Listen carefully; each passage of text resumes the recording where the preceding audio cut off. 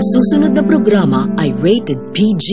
Ito ay nangangailangan ng patnubay at gabay ng magulang para sa mga batang manonood. Ang programang ito ay hindi kumakatawan sa Royal Cable TV6. Anumang opinyon ng mga kumakatawan sa programang ito ay sarili nilang pananaw at opinyon. Patnubay ng magulang sa mga kabataan ay kailangan.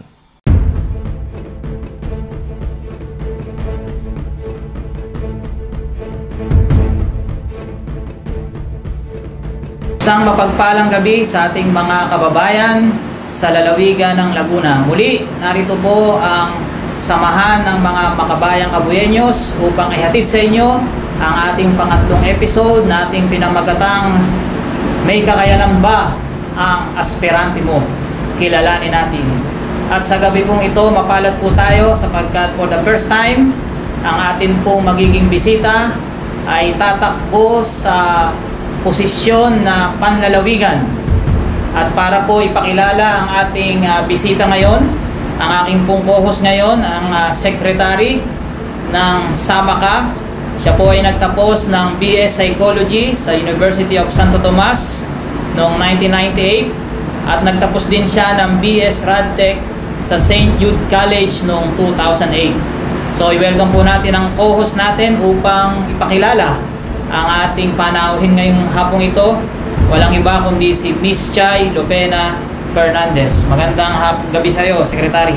Magandang gabi, sir. At salamat po. Magandang hapon po sa mga kasama ka nating nagsadya dito sa ating munting opisina. At syempre sa ating mahigit na 2,000 active FB members ng Samahang Makabayang Kabuyenyos. Siguro, Sir Dean, bilang President ng Samahang Makabayang Kabuyenyos, ay atin po munang ipaliwanag sa maikling pananalita kung ano ba ang SAMACA. Ang SAMACA o yung Samahan ng mga Makabayang Kabuyenyos, ang kaibahan niya sa ibang mga organisasyong biglang nalilikha tuwing sasapit ang election period. Yung mga ganong organisasyon kalimitan pagkatapos ng eleksyon ay naglalaho at magre-resurrect kapag po eleksyon na. Ang SAMACA po doon sa mga nagtatanong ay registered po sa Securities and Exchange Commission. Narito po ang aming SEC registration. Ayan po ang SEC registration ng Samahan ng mga Makabayang Kabuyenyos. As the name implies, hindi po pang election lang ang SAMACA. Kaya nga ang pamagat natin ay Samahan ng mga Makabayang Kabuyenyos. Yung ating sinasabing panatang makabayan, yan po ang ating duties, responsibilities na laging gagawin. Election time man o hindi election period, patuloy pong maglilingkod ang Samahan ng mga Makabayang Kabuyenyos. Okay, ngayon, pwede na po nating ipakilala ang ating panauhin. Ang ating pong panauhin sa hapong ito ay kilalang-kilala sa buong syudad ng Calamba. Subalit marahil, marami na rin sa atin ang nakakakilala sa kanya. Ang ating pong panauhin ay nagtapos ng kanyang primary at secondary education sa Colegio de San Juan de Letran sa Calamba. Nagtapos din siya ng kursong Political Science at Post-Baccalaureate Program na Masters in Development Management and Governance sa University of Makati. Una po siyang nahalal bilang SK Chairman and was also elected as SK Federation President noong 1996 hanggang 2002. At mula 2007, nahalal siya bilang City Councilor ng lungsod ng Calamba hanggang sa kasalukuyan. Siya ang anak ng dating Mayor ng Calamba na si ex-Mayor Severino Binoy Lahara at Fermina S. Lahara. Mga Kabuyenyos, i-welcome natin sa lungsod ng Kabuyao ang isang Calambeño sa katauhan ni Konsehal Nino Lahara. Magandang gabi po. Magandang gabi rin sa iyo, Konsehal. At syempre, simulan na natin ang ating tanungan ngayon. Ang una ko pong katanungan ay yung unang usual na katanungan ng mga tao na nung narinig nila ay tatakbong Vice Governor si Councilor Nino Lahara, 35 years old, batang-bata. Kala ko nga kanina ay binata pa siya.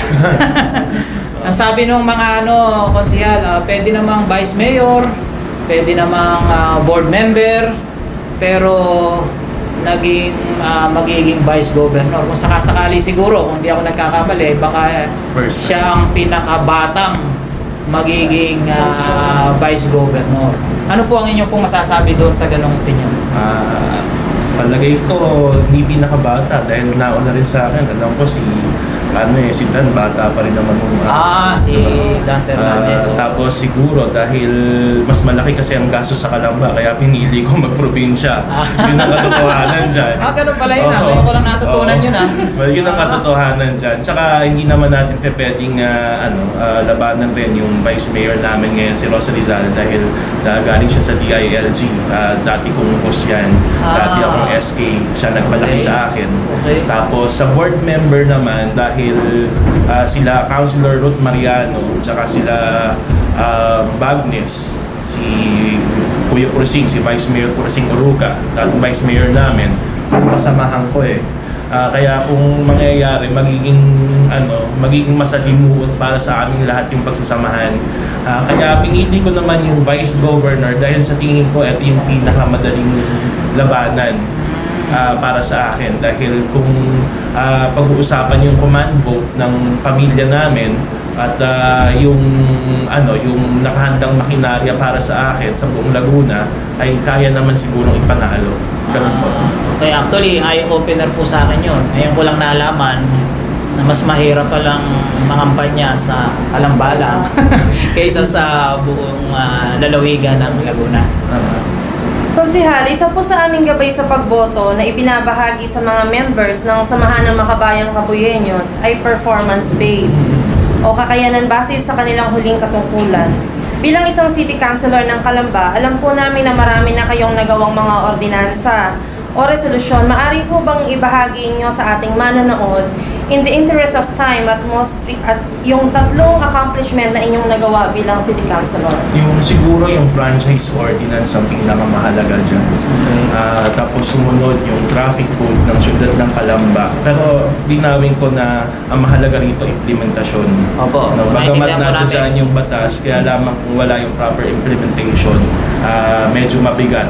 Ang sumunod siguro yung lahat ng establishment na hindi organiko, hindi talaga tiga Calamba, halimbawa SM, ay kinakailangan 60% ng produkto nila, gulay, kung ano man yung meron yung local municipality o city, kinakailangan kunin sa Calamba.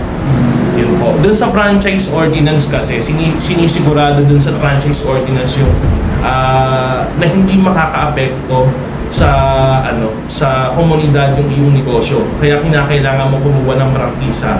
Kaya ang SM, kumuha siya ng prangkisa dun sa syudad ng Calamba para siguraduhin na yung empleyado nila, produkto dito sa syudad ng Calamba, at yung ibang maaaring makaapekto dun sa komunidad ay hindi mangyayari. Doon naman sa traffic code, bagamat traffic sa Calamba. Ay, ang kagandahan nito, binigyan namin ng laya kasi dati yung plano sa traffic, ordinansa yan hindi naman, tiningnan namin na hindi dapat ganon. Dapat magkaroon ng kalayaan yung executive na magplano, hindi yung pag nakita yung traffic pupunta sa Sangguniang Panlunsod para i-adjust yung ordinansa. Hindi dapat ganon. Kinakailangan yung executive nakapagpaplano ng kanya. Tapos lahat ng stakeholder ay dapat ito yung nag-a-approve ng traffic plan mo. Hindi na ako magkokomento doon. Okay. Tapos doon sa ano pa ba yung isa? Yung pangatlo, siguro sa legislative, yung pinakamahalaga sa akin, minulat ko ang buong government sa tamang pagpaplano, tamang pagbabudget. Siguro sa usapin ng agrarian reform. Yun. Mamaya babalikan natin yung agrarian reform na yan. Meron akong nababalita. Actually, hindi balita, inaral bago namin kayo noon. Pinag-aralan ko yung mga accomplishment, yung mga pinaglaban nyo. But anyway, mamaya itatanong ko po kayo doon sa topic na yan, sa agrarian reform. Ang susunod kong katanungan ay galing kay Konsehal Danica Gabriel ng Banay-Banay. Ang sabi niya, pinost niya ito sa ating Sama Ka FB group. Ang sabi niya, Ano raw po ang meron sa inyo na wala kay Vice Karen Agabay at board member Angelica Chan? Actually, madali itong sagutin kasi lalaki kayo. Yung dalawa, babae, di ba? Madaling malaman kung ano yung meron kayo. Anyway, yun po ang katanungan ni Konsehal Danny Gabriel ng Banay-Banay. May kanya-kanyang galing yan hindi naman rin matatawaran yung galing ng iba at bagamat hindi ko pa rin talaga sila kakilala, no? At hindi ko pa rin naman kabisado kung ano talaga ang ginagawa nila sa probinsya, pero naniniwala ako na may kanya-kanyang galing yan. Pero siguro sa akin ay hanggang pitpitan siguro ng paglalaban ko yung tao. Yes. Oo. Ganun siguro ako nakilala sa Kalamba. Gawa ng unang-una, basta may issue akong pinasok, hindi ko binibitawan niya kahit ano pang mangyari. So, ibig sabihin, pagka talagang binigay niyo yung suporta, All out. all out. Hanggang huli. Hanggang huli. Ito naman po, Konsehal, mula po kay Joner Bautista ng Kapuyo, Laguna. Kung galing din po ito dun sa FB page namin. Kung sakaling kayo po ang manalong vice-gobernador, ano pong programa ang inyong planong ibigay sa mga persons with disabilities? Okay. Siguro, hindi lang muna tayo magpara-particular sa kaya lang dapat muli pag-aayos ng budget, no? Siguro isang kahilingan dyan ay iayos lahat ng budget dahil nangyayari sa Kalamba, no? Yung bag ng budget nasa executive o nasa mayor, mas ibaba natin sa departamento. No, hindi ko pa pinapartikular yung kasi ang problema kasi diyan napupolitika kumbaga na doon yung patron relationship na ako yung boss mo, mayor ako, di ba? Pero kung halimbawa ang mag-i-implement niyan ay departamento, di ba? Mas maganda at mas epektibo. Pagdating naman doon, syempre, yung proper implementation ng nung budget may budget naman talaga sila at proper implementation lang. So, ibig sabihin ko sa lungsod ng Kalamba, sapat ang budget talaga, pero yung implementation. Nagagamit rin naman. Kaya lamang, syempre, parang nagiging kumbaga, na doon yung pautang na loob na ayaw naman natin, di ba? Na bakit baga naman tatanaw ka ng utang na loob sa mayor o tatanaw ka ng utang na loob sa vice mayor o sa vice governor o sa bukal o sa konsehal, samantalang yung budget na yan ay galing sa taong bayan. Diba? Ang kinakailangan lang talaga nilang gawin, ilagay sa departamento. Halimbawa na lang ng duplication ng budget, may clean and green ng mayor, may clean and green din ang sentro. Diba? Hindi dapat na may clean and green yung mayor, may clean and green pa rin yung sentro. Isa na lang dapat, ibaba na lang lahat sa sentro. Kung halimbawa may camping sa drugs, ang mayor, dapat ibaba na lang sa DILG o yung proper agency o DSWD. Nagdadalwa-dalwa ng budget, di ba? Na imbis na yung proper na pagpaplano, proper na programa, konkretong programa, hindi nangyayari. Dahil nangyayari, yung kabuang budget na dapat na nasa departamento, hindi nila na dapat papunta sa departamento, hindi magamit. Maganda yung mga sagot ni Konsehal, talagang direct, no? Direct to the point. Okay. Paalala sa ating mga nanonood dito, mamaya pwede po kayong magtanong para sa ating bisita. Konsehal, ang susunod kong tanong ay si Governor Ramil Hernandez noong May 2014 ay nag-succeed. Parang siya ngayon ay mahigit ng isang taong nakapaglilingkod sa lalawigan ng Laguna bilang isang gobernador na nag-succeed, no? Hindi pa siya yung tinatawag na elected, kundi yung tawag sa local government code yung by succession. Sa mahigit pong isang taon, paano nyo po i-assess o i-evaluate ang kanyang performance compared sa ating dating gobernador E.R. Ejercito? Siguro lahat ng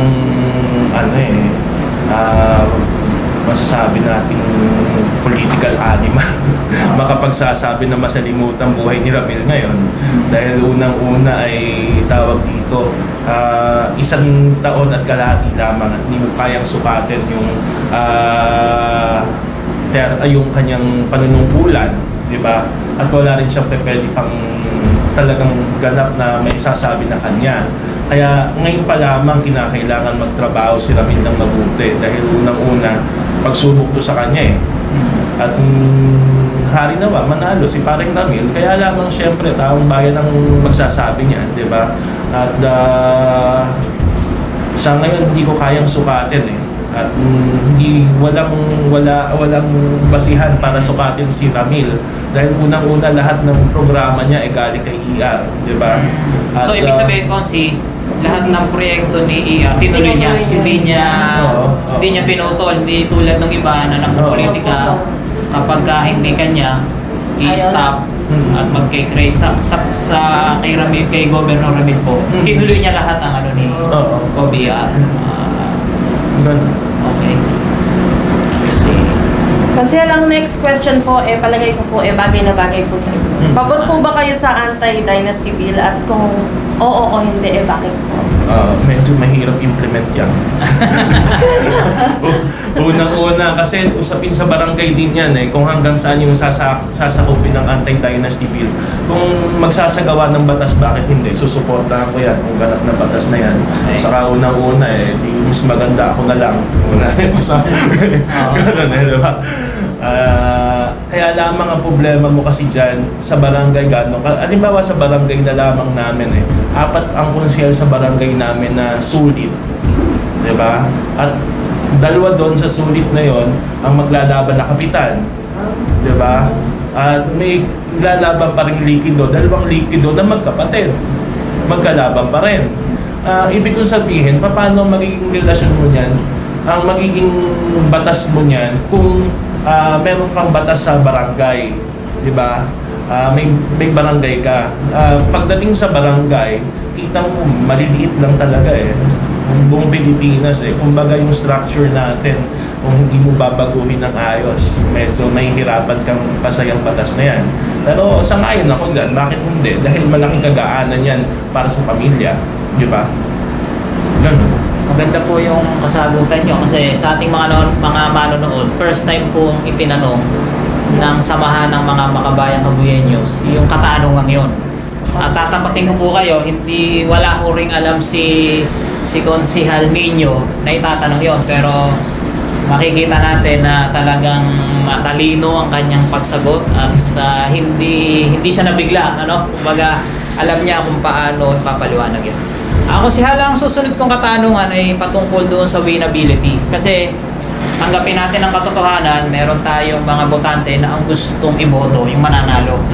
Parang kahit gusto nila ito, matino ito, pag ang tingin nila sayang ang boto ko rito at hindi mananalo, parang ayaw nila iboto.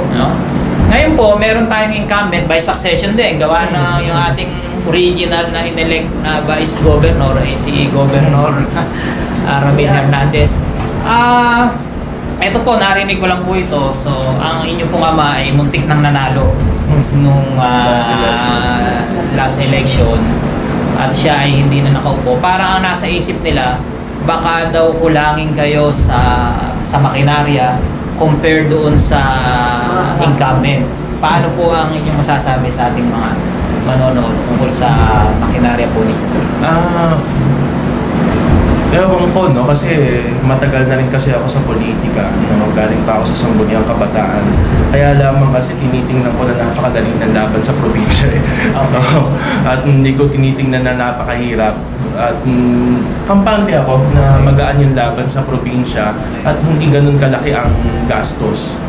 Kumpara mo kasi, iba kasi ang masyado kasi, katulad dito kasi sa atin sa 2nd District, iba na kasi yung 2nd District iba na kasi yung politika rito sa 2nd District kung paano mo iaayos yung makinarya mo Pero pagdating sa probinsya, bagamat malaki, ay hindi ganun kalaki ang gastos. Kung sa Calamba ka magkakampanya, kinakailangan mong gumawa ng makinarya sa 54 barangay na merong 300,000 botante. Diba? Ngayon, kung yun ang pagmamasdan mo, paano mo kwentahin yung gastos mo sa Calamba at paano mo kwentahin yung gastos mo sa probinsya, siguro mas malaki yung gastos sa Calamba kumpara mo sa probinsya. Dahil dun sa probinsya ay meron kang makinarya sa partido di ba? Na pwede mong pagtungtungan sa buong kabuuan. At bukod pa rin siyempre yung paghahanda mo ng sarili mong makinarya.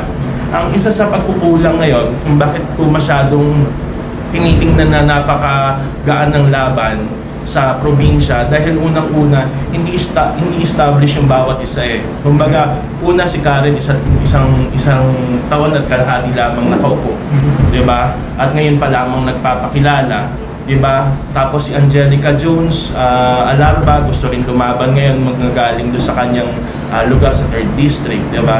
So maraming maraming pagsubok sa kanila. Napanatag ako na nandun ako sa may adbantahe agad. Adbantahe una sa lugar, pangalawa, adbantahe sa organization, adbantahe sa mga programa na pinasok ko. Halimbawa na lamang ay yung patuloy namin na usapin sa mga magsasaka sa livelihood project namin at mga kooperatiba. So pagdating dun sa sa matagalang na natutulungan at relasyon sa tao, may establish kang makinarya na hindi mo na kinakailangang kampanyahin, na kusa kang ikakampanya. Magandang bago tayo magpatuloy, ina-acknowledge ko po ang presence ng ating dating Vice Mayor ng Cabuyao, si dating Vice Mayor Boyo Piña. Sir, salamat sa pagpasyal nyo sa aming munting paraiso.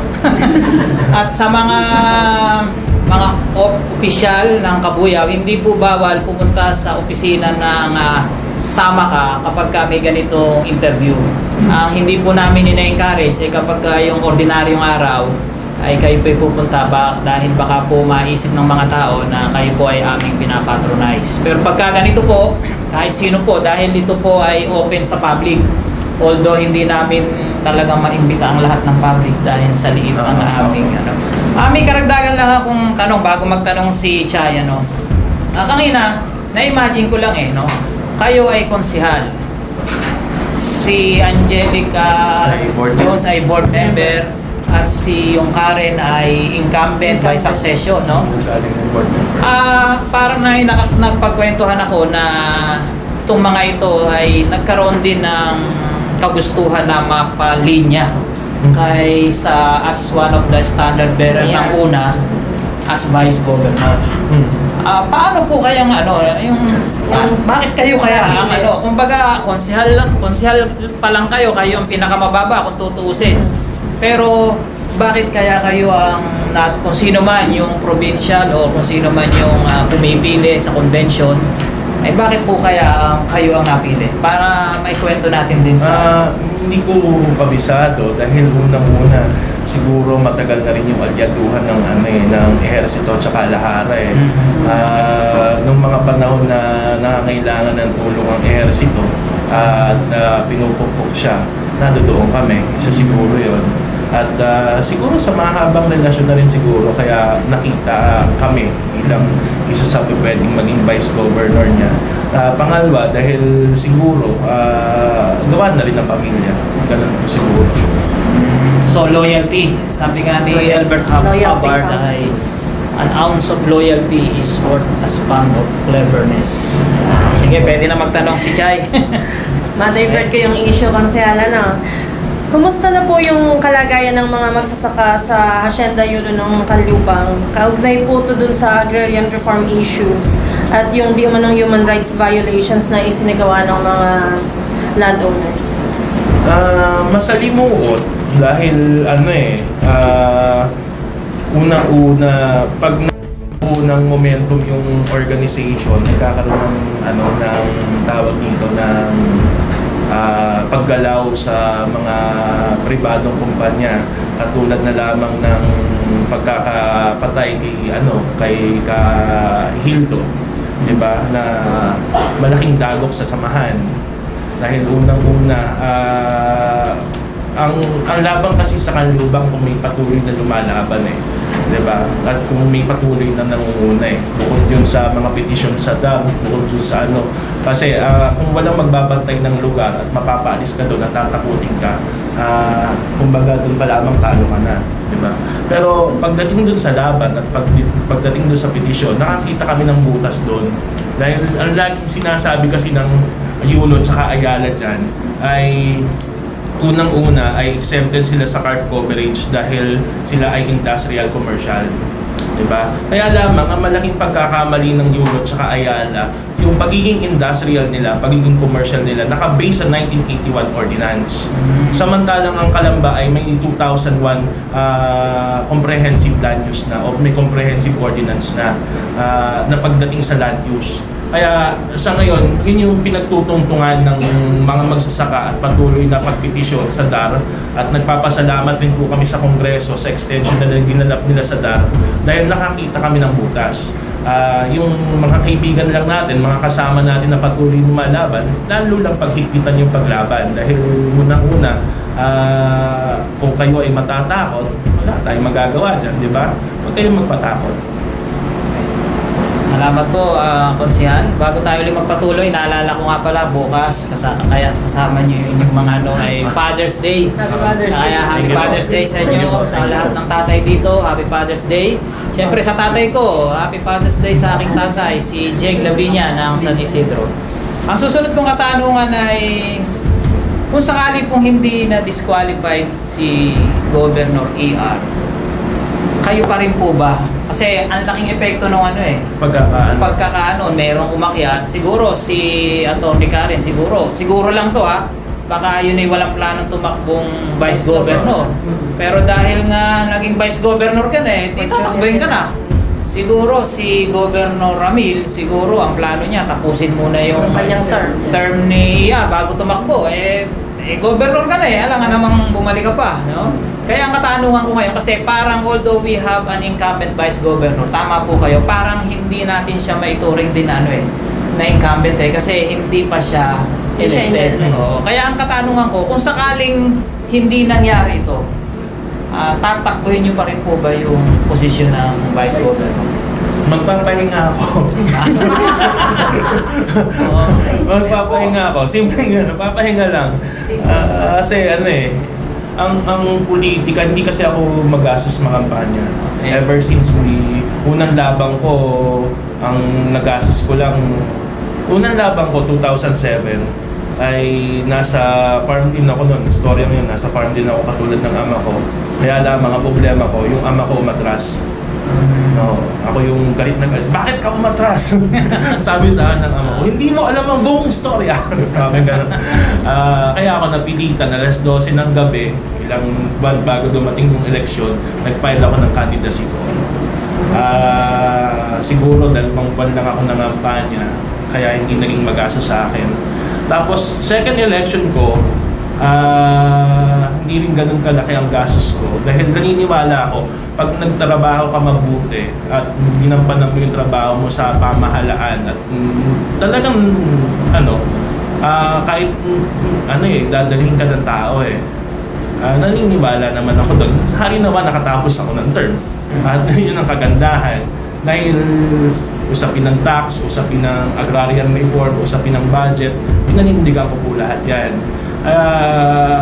Ang akin, kung ako ilalaban, kung natapos ko na yung term ko at wala rin namang magandang butas na lalabanan na to, ako, at magiging malaki ang gastos ko, hindi na siguro. Napaka-tapat po ng inyong kasabi. Kumbaga, natutuwa po ako, personally ako natutuwa na talagang tawag dito, frank, di ba? Talagang straight to the point, sinabi niya, kung hindi nangyari to, papahinga. Napaka matapat na sagot. Sa oras po na ito, pinapahintulutan na po nating magtanong ng ating pong mga kasamahan na nandito. Ayan, si Vice. Magandang hapon po, Konsihan. Ang tanong ko po ay, marami na po ang nanalo na bukal, Vice Governor, sa lalawigan ng Laguna. Pero sa pagkaalam ko po, lahat silang mananalo ay wala akong nabalitaan. Kung meron man, siguro hindi ko alam. Kaya ang address po ng tanong ko sa inyo, kung sakaling kayo po ay papalarin na maging Vice Governor, tahasan ko rin pong sinasabi, ano ang plano nyo sa bayan ng Kabuyan? Meron po ba naasahan ang mga kapurenyo sa isang ninyo lahara kung sakaling papalarin na makaupo bilang pangalawang gobernador ng Lalawigan? Salamat po. Ganito ang sitwasyon natin, no? Pinag-aaralan namin mabuti kung ano nga bang gagawin ko sa probinsya. No? Kasi ang pondo ng probinsya ngayon ay nasa 2 billion lamang, mas malaki pa ang Calamba. Ang pondo ng Calamba ay nasa 3.1 billion. Ang pondo ng Cabuyao is around 1.5 billion kung hindi ako nagkakamali. Diba? Tayo yung may pinakamalalaking budget dito sa tawag dito sa probinsya ng Laguna, magmula Calamba, Cabuyao, pababa na Santa Rosa, Biñang, saka San Pedro, no. Siguro mas magtuon tayo ng pansin doon sa palisiya sa policy, kung paano magkakaroon ng tulungan yung probinsya at yung Cabuyao. Kung halimbawa pag-uusapan natin yung health, di ba? Alam ko naman ng Cabuyao number 1 din sa health At no doubt dyan, dahil alam nyo mga tiga-Calamba dito pa pumupunta sa Cabuyao para magpa-dialysis kung di ako nagkakamali, no? Siguro mag-usap tayo sa policy kung paano magko-contribute yung Cabuyao at paano magko-contribute yung probinsya. Dahil kung pag-uusapan natin yung kapabilidad ng bawat isa, ay palagay ko sa sitwasyon na meron kang 30 o meron ka na lang 25 towns, di ba? At 5 cities, mas capable po ang Cabuyao kaysa sa probinsya. Pero dapat lang pong maging maayos yung palisiya para mas madama ng tao yung pagtulong ng probinsya. Usapin ng health, di ba? Usapin ng mga programa sa agrikultura, usapin ng tawag dito, trabaho. Dapat maging sigurado lamang yun at maging maayos yung palisiya doon. Ganon po yung nakikita ko. Pero kung halimbawa tatanungin kung ano talaga ang direktang may tutulong ng probinsya sa Cabuyao, ay kung pag-uusapan po natin yung pondo ng probinsya, ay palagay ko hindi ganun sasapat at hindi ganun mararamdaman kung tunay na implementasyon ng programa at proyekto yung pag-uusapan, di ba? At hindi pa mumulitika. Dahil kung gugustuhin mo na matulungan yung buong Laguna sa liit ng pondo mo, sa dami na nangangailangan, at hindi ka lamang magpapartikular dun sa lugar na nangangailangan ka ng boto, ibang usapin yun. Tama po. Maganda uling kasagutan. Ibig sabihin, may dapat teamwork ang pamahalaang lungsod ng Cabuyao at ang pamahalang panlalawigan ng Laguna. Kung ako hindi taga Cabuyao, bawa ako yung taga Pakil, sisilipin ko yung bakit ba yung Cabuyao pa tinutulungan mo? Mayaman na yan. Diba? Parang ganun kumbaga, so isa uling magandang kasagutan na talagang tapat. Pero karagdagan po doon siguro, dahil nga nangangailangan ng probinsya ng pondo, siguro kahit sino magsabi, wala siguro politiko na hindi magsasabi na hindi naghihirap ang probinsya o hindi nangangailangan ng pera, di ba? Siguro buhayin po natin ang local economic enterprise na makapagnegosyo ang probinsya, di ba? Dahil kung hindi magpapasok ang probinsya ng pera, naku, Diyos ko, hindi mararamdaman ng probinsya, palagay ko. Ganun.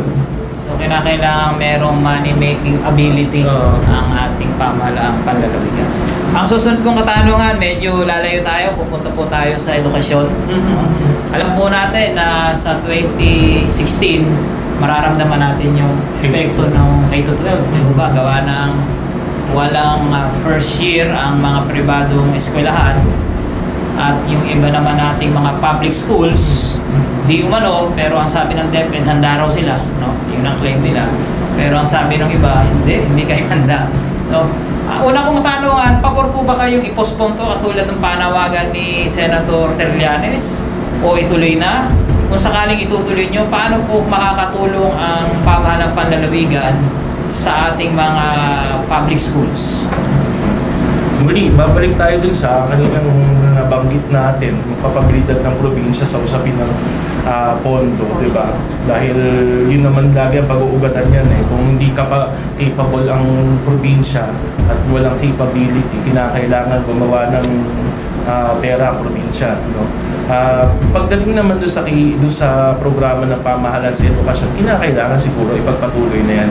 Dahil kung titingnan natin yung ibang Asian country, ay tayo lang yung nahuhuli at tayo pa lang yung nandun sa ganong programa. Diba? Siguro bagamat mahirap sa pamilya, siguro para na rin sa kinabukasan ng mga bata yan Hindi na rin naman, bagamat talagang ganun talaga sa magulang, talagang medyo mabigat, pero kinakailangan natin mag-invest, kinakailangan natin na kahit papaano ay mag-tiis at para sa usapin ng kinabukasan ng bata. At tingin ko naman pinag-aralan na mabuti ng gobyerno yan. Sige, bago magtanong si Chay, pwede ulit tayong magbigay ng katanungan sa ating mga audience. Meron man? Isan lang natin. Ayan, si Mon. Sir, regarding sa akin, ano ba, may mga public school po ba na pwedeng na-enroll na para sa senior high, yung kung tawagin ng grade 11 at grade 12? Naku, pasensya ka na, hindi ko pa kabisado yan. Oo. Pero ang alam ko, nire-ready ng ano yan, ng Department of Education. DepEd po ba yun or CHED ang mag-aaral? DepEd. DepEd pa rin po yung senior high? Oo. Actually, kung dadagdagan natin ang kasagutan yung ano niya, nung nakausap ko ang mga technical working group ng nag-draft ng batas ng K-12, nilagay po nila yan sa DepEd kasi sa ating konstitusyon, ang primary education is free. Free po. It's a right. Pero pagdating po sa college, tanggapin natin ang katotohanan, hindi po sinabing right yan. Yan ay privilege at hindi po free. Kaya po yun ang dahilan doon sa katanungan ni Mo na ang 11 and 12 talaga ay under ng DepEd. Bakit sir, nakita ko sa STI, sila lang kayong kauna-unahang senior high na nag-albo. Nakapag-enroll po sila ng grade 11 at 12. Ang University of Makati, di ba, konsehal ay nag-ano na rin. Hindi, bilang tulong po yun ng ano, bagamat hindi ako yung aspirante, kasagutin natin yung ano mo. Kasi sa Maynila po, konsehal, ang LGU ng Quezon City at NCR, nagbigay sila ng 30,000 per head. Doon, kasi inamin sa NCR na hindi handa yung ating DepEd. At doon sa hindi ma-accommodate, 30,000 yung pondo noon kung sila ay mag-grades 11 and 12 sa private schools. Hindi ko lang po alam dito sa ating Hindi ko rin kabisado ang programa ng probinsya. Mabalik po tayo dun sa health kanina, konsehal, Kasi po, meron pong tungkol po to sa kalusugan. Ano po ang plano nyo para sa programang pangkalusugan dito po sa ating probinsya? Madaling magbigay ng magandang programa sa health. Kaya lamang sa sitwasyon ng probinsya talaga may walang kapabilidad para maggumawa ng maayos na programa dahil napakaliit ng pondo niya. Kinakailangan muna siguro natin gunahin local economic enterprise. Marami naman na dapat na halimbawa sa utilities yung water, ganyan, yung tawag dito, yung sa terminal, siguro gawing pampubliko at kumita ang pamahalaan dito para lahat ng programa na naiisip natin sa health, libreng gamot, ganyan, o kaya naman ay maayos na ospital, kasi ang daming kulang sa ospital, pupunta ka, walang gamot, di ba? Bibili ka pa sa labas, pagdating dun sa kulang na kulang ang ospital. Sino hindi makapagsasabi? Kalokohan magsasabi na hindi kulang ang ospital natin, di ba? Pero bago natin armasan ang ospital natin at sabihin natin capable siya, ay palakihin natin yung pondo. Kung hindi natin mapapalaki ang pondo, kinakailangan na magkaroon ng maayos na palisilya o tulungan ang local government at yung provincial government. Dahil sinasabi ko nga po, pagdating dito sa first district tsaka second district na narito yung bulk ng laki ng populasyon, ito talaga yung nangangailangan. Yung local government naman may pera talaga di ba? Magmula Calamba hanggang San Pedro. Siguro tulungan na lang at tingin ko kaya ng local government yon. Parang konsehal sa sitwasyon ngayon, parang mas madaling mag-provide pa ang city. Halimbawa, ako ang mayor ng Calamba, parang mas madali akong gumawa ng health program doon dahil malaki ang budget compared sa pamahalaang panlalawigan. Ganun po yung Malaki ang diferensya sa Kalamba na lang eh. Ewan ko sa Kabuyao, pero ang Kabuyao talaga malaki rin ang pondo. Kalamba na lang eh, tinitingnan namin, ang pondo ng Sangguniang Panlunsod umaabot ng 100 million eh. Kasama yung pasweldo sa tao doon, kasama lahat, di ba? Kasama doon ang bawat opisina. Ang pondo ng Sangguniang Panlalawigan o Vice Governor nasa 20 million. Medyo malaki talaga diferensya. Kailangan talagang magpasok ng pera sa probinsya. Sa usapin ng local economic enterprise. Kontrolin yung mga dapat niyang kontrolin, katulad ng pampublikong terminal na kumikita dapat yung pamahalaan. Kung hindi naman ay maraming posibleng pagkakitaan ng probinsya. So isang eye-opener ito, no? Siguro sa pamamagitan ng SAMAC, isigaw natin na sa halip ng itanong natin yung gobernador paano matutulungan itong mga city na to. Siguro dapat pala ang tanong, Mayor, paano ka makakatulong? Diba? Kumbaga, mayaman na itong city na to, huwag ka nang maging pabigat doon sa pamahalaang panlalawigan. Siguro, ganun na dapat ang konsepto, no? Hindi yung hingi ka ng tulong sa pamahalang panlalawigan. Ay paliwanagan ni Atty. Lib nung una naming episode. Nung naging city kami, wala na kaming share sa nagkataon lamang na sa charter ng Kabuyao, kung inyong nabasa na yung batas na nag-create sa atin, tayo ay component city as distinguished doon sa tinatawag na independent city. So ang pinagkaiba lang natin, tayong taga-Kabuyao kasama sa pagboto ng gobernador. Anyway, susunod ko pong, bago ako magtanong, muli ay ino-open natin ang ating katanungan niya kay Kuya Eddie. Since, anong programa nyo para sa pang-palalawigan? Since sinabi nyo na yung mga cities ay may kanyang autonomous income niya, and then ang probinsya is mas mababa pa based doon sa mga cities. Since, anong programa nyo para mapataas ang income ng lalawigan? Kasi since ang mga cities ay hindi na nakakapagbigay ng income para sa probinsya. Yun nga po, usapin ng local economic enterprise. Yung mga pribado ngayon, halimbawa mga terminal, diba? Gumawa ng isang public terminal, nakikita ang pamahalaan. Kung hindi man, gawin natin private and public partnership po yan, na lahat po makikinabang, diba? Hindi lamang po pamahalaan. Pag ganun po ang mangyayari, kasi tingnan po natin mabuti, ang pinagtatalunan namin dati, ang SM ba isang palengke o hindi isang palengke, isang mall? Ang sabi nila sa akin ay, hindi, mall yan. Ano ba ang mall? Di ba palengke rin yan? Di ba? Sa local government code po, sinasabi po dyan, pag palengke po, kontrolado mo yan at kinakailangan mo kumuha ng prangkisa sa pamahalaan. Ngayon po, ganun rin po ang probinsya. Kung halimbawa ang probinsya may ganung kapangyarihan, pwede kang gumawa ng negosyo mo na makikinabang po ang lahat. At pwede pong pagkunan ng programa o pwede pong pagkunan ng pera ng pamahalaan upang magbigay ng mga programa. Di ba nakita ko yung mga cities, kaya sila imulat kasi may mga industrial zone. O di ba tayo pwede magdagay ng industrial zone doon sa mga bandang municipality doon para siyempre magiging maunlad yung pero ba tayong mga batas na bawal doon? Or wala po akong nakikita na batas na bawal doon. No? Wala naman hong problema dyan kung halimbawa may gustong mag-invest doon sa sa 4th District o sa 3rd District. Kaya lamang kung titingnan po natin yung itsura ng lalawigan ng Laguna, hindi po natin pwedeng pabayaan yung agrikultura. Diba? At siguro, gusto rin po nilang pumasok doon yung mga science part. Kaya lamang kung tatanungin po natin yung mga may-ari o mga kumpanya kung saan mas maganda maglagay ng kanilang kumpanya, siguro dito lang po sa atin. Gawa ng unang-una, pinakamalapit po tayo sa 4th. Kung bandang sa 3rd and 4th District, medyo mahirap na po yun eh.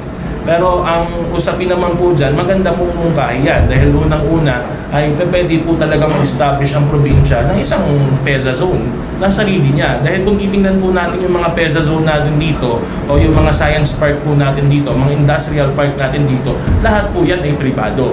At pwede po natin gawing publiko yan, pang-publiko. Kung magagawa natin pang-publiko po yan, ay kikita po ang pamahalaan dyan.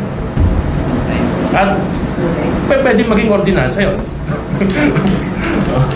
Ang susunod kong tanong, Konsehal, ang Kalamba ay very industrialized na yung Kalamba. Pero yun nga kanina sabi ko na mas priority yung tulungan yung mga magsasaka, yung sector ng agriculture. Parang nandun pa rin yung puso nyo sa agriculture.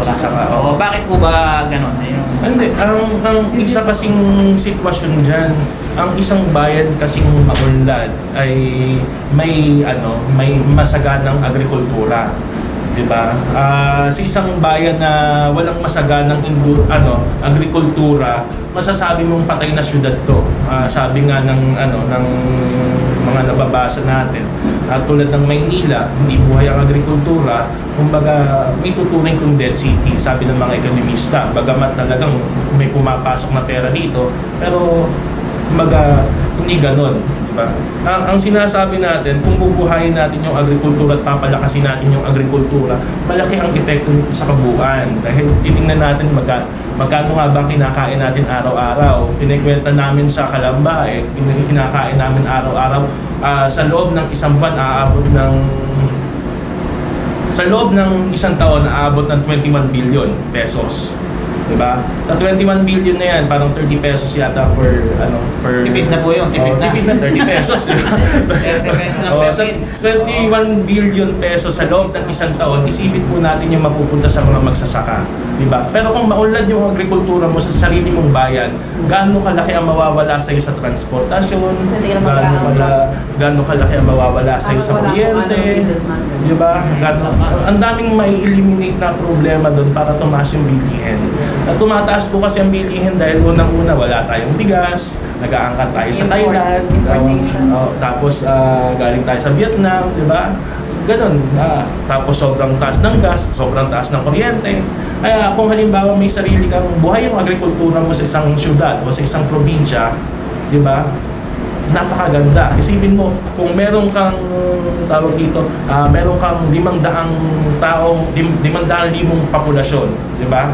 At buhay yung agrikultura mo at sa pusa mong kumbaga, kaya mong pakainin, di ba? Ang laking gaan nun. Malaking gaan sa sa pamumuhay. Kaya lamang nangyayari, hindi pa natin kaya makainin. Lumalabas pa tayo. Sige, bago magtanong pa si Chay ng isang tanong niya, ay open muna ulit natin sa audience. Kung may gustong magtanong ulit. Bago ko tawagin si Kuya Eddie, baka meron pang muna. O si para doon sa hindi pa nakapagtanong. Sige, Kuya Jesse. Para po sa akin, nais ko po itanong sa inyo kung sakali po may papalarin na magmuli ng vice gobernador ng lalawigan. Hindi naman po natin pwede pigilan ito dahil dito po ay talagang kalamidad yung mga pagbaha po. Dahil sa tuwing bumabaha po, nalilibot po ang Laguna, Pakin hanggang sa San Pedro po, pinapakapit. Kung sakali po kayo ay palarin, ano po yung maiaambag nyo para mapawasan o maisaayos ang pagbaha sa tulad? Dapat nagbabayad sa atin yung hindi, ito doon sa tawag dito, yung mga malalaking bansa katulad ng Amerika, China, kung ipapatubad yung international na pagkasunduan, diba, dapat nagbabayad sila sa Pilipinas. Karagdagan lang, naisip ko lang po yun sa katanungan nyo. Pero programa po kasi ng national government na maglagay ng road light dyan sa kahabaan ng tawag dito ng mula Taguig hanggang Los Baños, ang alam ko. Hindi natin kabisado kung anong magiging epekto nito. Hari nawa magkaroon ng magandang epekto para sa atin, di ba? Ang isang katanungan dyan, ano naman ang magiging epekto sa kabuhayan ng mga mangingisda. Ang sinasabi ko naman dyan, kung may programa ang pamahalaan dyan na para tawag dito para mabigyan kayo ng pabahay na sariling sa inyo yung bahay, saka maging maayos yung kanyang pamumuhay at hindi kayo lalayo sa dagat, tanggapin nyo. Diba? Pero kung wala, tutulan nyo. Isa dyan ay siyempre ay yung mahigpit na palisiya tungkol sa kalikasan. Dahil lahat naman yan nangyayari sa kalikasan eh. Di ba? Pinag-uusapan natin, Pilipinas ba, polluted ba? Hindi po.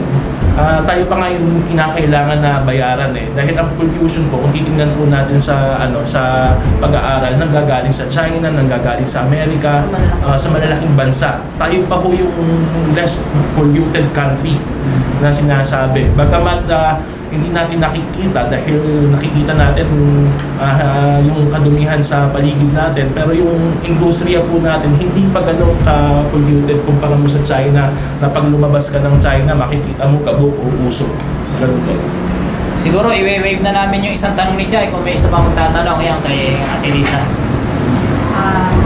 Bilang isa po sa nakababatang politiko sa Calamba at main po sa buong Laguna, meron po tayong, bukod po sa kahirapan, meron po tayong dalawang problema sa buong lungsod.